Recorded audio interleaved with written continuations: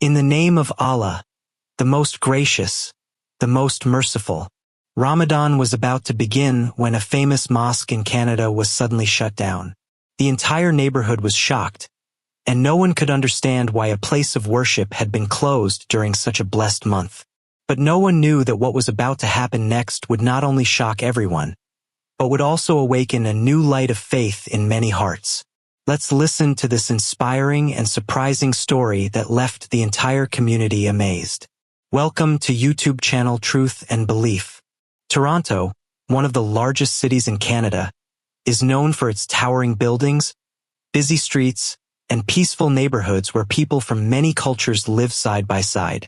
Every year thousands of newcomers arrive in the city, bringing with them different languages, traditions, and beliefs. Among these communities, the Muslim population has quietly grown over the years, building lives rooted in faith, hard work, and patience.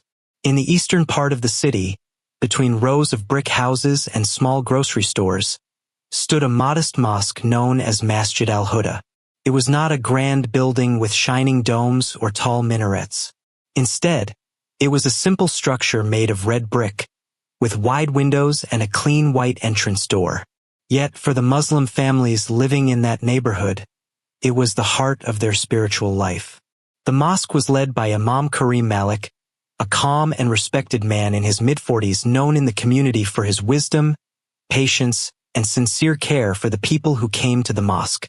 As the month of Ramadan approached, Masjid al-Huda slowly became more active, with volunteers cleaning the prayer hall, arranging prayer rugs, and preparing dates and water for the evenings of fasting.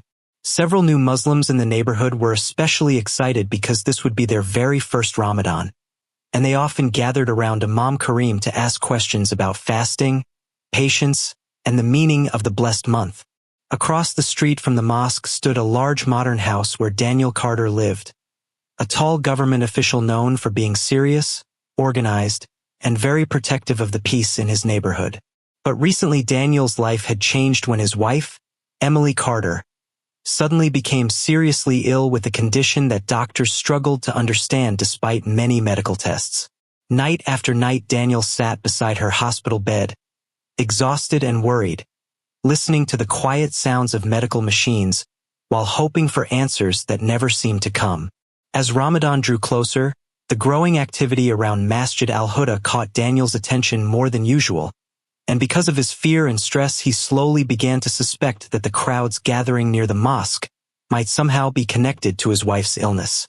Although there was no evidence for such a belief, worry can sometimes lead people to imagine things that are not true, and the more Daniel watched the mosque, the more his doubts grew. Finally, just a few days before Ramadan was about to begin, Daniel made a decision that shocked the entire Muslim community of the neighborhood. The next morning city officers arrived at Masjid al-Huda and placed an official notice on the entrance door ordering that the mosque be closed immediately until further notice. When Imam Karim Malik read the notice and saw Daniel Carter's signature at the bottom, he stood quietly in front of the locked mosque, knowing that the coming days would test the patience and faith of everyone in the community. Early that afternoon, small groups of worshippers gathered outside the locked doors of Masjid al-Huda, reading the notice in disbelief while the cold wind moved through the quiet street and the once lively entrance of the mosque stood silent.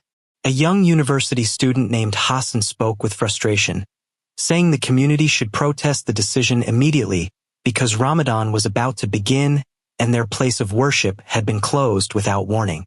Imam Karim Malik stood calmly among them, listening carefully to every voice until the crowd slowly became quiet and the tension in the air began to settle. When everyone had finished speaking, the Imam gently reminded them that reacting with anger would only make the situation worse and that patience and wisdom often bring better outcomes than confrontation. He then told the community something that surprised many of them, saying that they should pray for Daniel Carter's wife because she was seriously ill and her family was going through a difficult time. Some people looked at each other with confusion because it seemed difficult to pray for the very man who had just ordered the mosque to close before Ramadan. Imam Karim explained that the teachings of Prophet Muhammad, peace and blessings be upon him, encourage believers to respond to hardship with patience and kindness rather than revenge. That evening the neighborhood felt unusually quiet as the first night of Ramadan arrived, and the doors of Masjid al-Huda remained locked for the first time in many years. Inside his small apartment across the street, Imam Karim prepared a very simple meal of dates, bread, and water and broke his fast alone while thinking about the empty prayer hall that normally would have been filled with people. After finishing his prayer, he looked through his window toward the house of Daniel Carter and remembered hearing that Emily Carter was still in the hospital. A quiet thought entered his mind, reminding him that a neighbor in difficulty still deserves compassion even when misunderstandings exist. Imam Karim slowly stood up, walked to his kitchen, and began preparing a warm pot of soup along with fresh bread and several sweet dates. When the meal was ready, he placed everything neatly on a tray and wrote a short message wishing his neighbor a blessed Ramadan and praying sincerely for Emily Carter's recovery. Holding the tray carefully, Imam Karim stepped outside into the cold evening air and began walking toward Daniel Carter's house across the quiet street. After reaching the door, he paused for a moment, then gently rang the doorbell while hoping that his small act of kindness might bring some comfort to a worried heart. When the door opened and Daniel Carter saw Imam Karim standing there with a tray of food, a moment of complete surprise filled the silence between them. Daniel Carter stood at the door for a moment, surprised to see Imam Karim Malik standing quietly with a tray of warm food in his hands on the cold Ramadan evening. Imam Karim gently greeted him and explained that Ramadan had begun, and he had brought a small meal as a gesture of kindness from a neighbor. Daniel looked at the tray in silence as the warm steam from the soup slowly rose into the cool night air. For a few seconds he struggled to find words because the man whose mosque he had closed was now standing in front of him with nothing but kindness. Finally Daniel accepted the tray and quietly thanked Imam Karim, still unable to fully understand the sincerity of the gesture. Without saying much more, Imam Karim wished him peace and calmly walked back across the street toward his apartment. Later that night Daniel sat alone at his kitchen table and slowly tasted the soup, the bread, and the dates that had been prepared for him. The meal was simple, but it carried a warmth that he had not felt in many days. As the quiet night continued, Daniel's phone suddenly rang and the call came from the hospital where Emily Carter had been receiving treatment. His heart began beating faster as he answered, fearing more bad news about his wife's condition. But the voice on the other end delivered something unexpected. The doctor explained that Emily's condition had suddenly improved and that she had regained consciousness after many difficult days. Daniel sat in stunned silence as the doctor described how her vital signs had stabilized and how her recovery seemed to have begun unexpectedly during the night. Even the doctors admitted that they could not clearly explain what had caused such a sudden improvement. Within minutes Daniel was driving through the quiet streets of Toronto toward the hospital, trying to understand what had just happened. As he drove through the empty roads before dawn, one thought kept returning to his mind again and again. He remembered the knock on the door. He remembered the warm meal.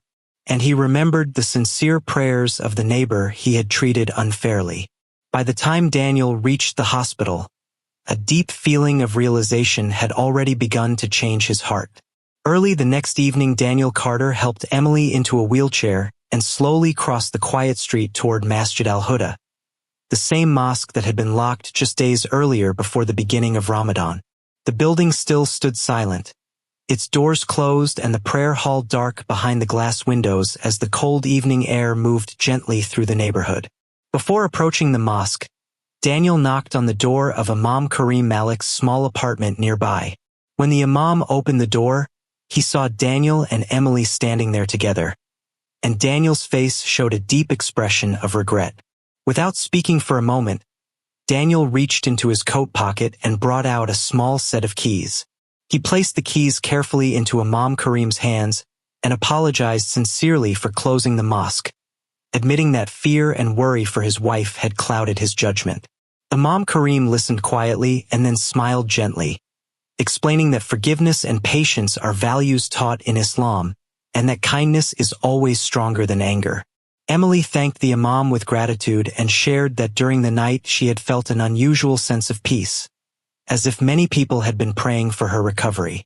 Daniel then made a humble request, asking Imam Karim to reopen the mosque and call the adhan so Emily could hear the sound of prayer that had brought her such comfort. Together they walked to the entrance of Masjid al-Huda, and Imam Karim placed the key into the lock and slowly opened the door. The lights inside the mosque turned on again, filling the prayer hall with a warm glow after days of silence. Imam Karim stepped forward and called the adhan, and his voice rose clearly into the calm evening sky.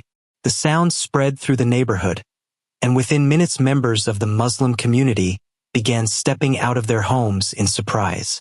Families walked quickly toward the mosque, smiling and greeting one another as they realized that Masjid al-Huda had reopened. That evening the prayer hall filled once again with peaceful voices and rows of worshippers standing together in prayer. In the days that followed, Daniel personally helped make sure the area around the mosque was safe and welcoming for the community. By the time Eid arrived, the neighborhood had grown closer than ever before, and everyone remembered how patience, kindness, and sincere faith had changed hearts in a way that fear never could.